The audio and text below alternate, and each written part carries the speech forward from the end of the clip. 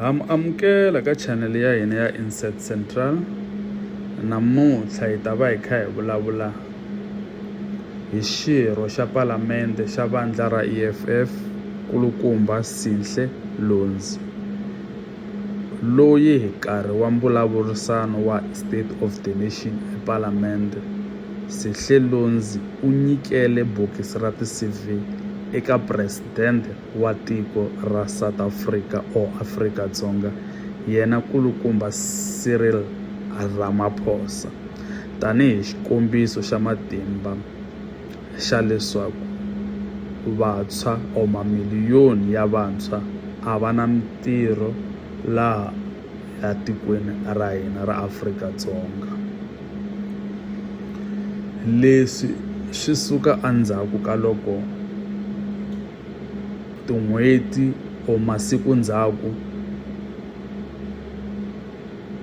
kulukumba Gwente Mantashe va kombise leswaku vantshwa va laha tikweni a va maketi, a va yisi ti-CV ka vatholi, that's why mitirho va nga ri ku yi kumeni. So Sihle Lonzi a kongomisa ngopfu ti-CV leti eka Gwente Mantashe na president wa tiko leswaku loko n'wina mi ku vanhu lavawani a va maketi hi leti ti-CV va tholeni, yisani la ku tholiwaku then va ta kota ku tholiwa, hi ku maybe vona a va tivi ku tholeliwa kwihi mara ti-CV hi leti.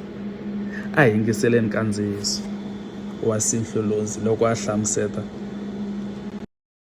President, we have been sent to deliver a simple message to you, one that the praise singers have no courage to tell you. On my right are CVs of youth inclusive of graduates who have been looking for jobs without success. It is a lie that they are lazy. It is a lie that they sit at home and bask under the sun like Honorable Gwente Mantashe suggests. They wake up every morning. They ask their families for the last cent. They must choose between buying bread or buying a bus ticket. They must choose between buying electricity or buying data. I listened attentively to you, President, when you said during your days you used to go door to door to look for a job. As if the youth of this country has not walked all the streets and stood in each and every traffic light looking for a job in South Africa. What an insult to the young people who stand in long lines to get a job as a waiter, as a bottle girl, as a call center agent. What an insult to the more than 900,000 youth who applied for a mere 5,000 available posts in the South African Police Service Training Program. What an insult to the unemployed doctors, the young educators and teachers who have spent many years equipping themselves to serve this nation. Why do you brag to us about going door to door during your time? Do you know how many young people in this country have sleepless nights, depressed, anxious, refreshing their emails, refreshing their spam emails, trying to look for that one positive email out of the 100 interviews that they participated in that particular week?